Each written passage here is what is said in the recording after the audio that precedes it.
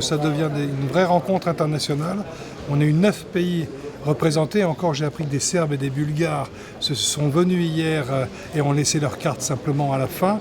Et 8 pays africains, le Maroc aussi bien évidemment, et le Congo était le pays à l'honneur avec la venue de M. Bouya. Mais on a innové cette année aussi en faisant ce speed dating des collectivités locales. Hier soir, 7 maires de droite, de gauche, de la ville de Reims, de Dreux, de Boulogne-sur-Mer sont venus en très peu de temps exposer les projets, parce qu'il y aura encore des maires qui vont être investir et bâtisseurs et qui ont besoin de rencontrer tout simplement les acteurs privés et les banques en même temps pour trouver et boucler leur financement sur leurs projets.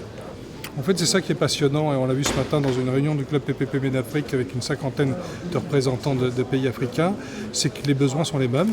Bien sûr, les moyens de financement sont un peu différents, mais on s'aperçoit aujourd'hui, par exemple au Niger, qu'ils vont lancer 5 écoles techniques en PPP, mais ils ont aussi besoin de trains. On a besoin des mêmes sujets, que ce soit dans le transport ou les PPP sociaux, bien évidemment, au travers des écoles, des universités, du logement. Le logement en Afrique va se faire notamment grâce au PPP, puisqu'on est dans de l'accession à la propriété moins chère, bien évidemment, pour les classes moyennes.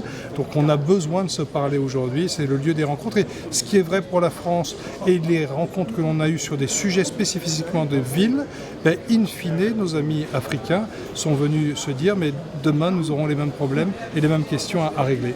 On est un peu à une année charnière. Ici, chez nous, l'outil du PPP, du contrat de partenariat, certains veulent le faire évoluer.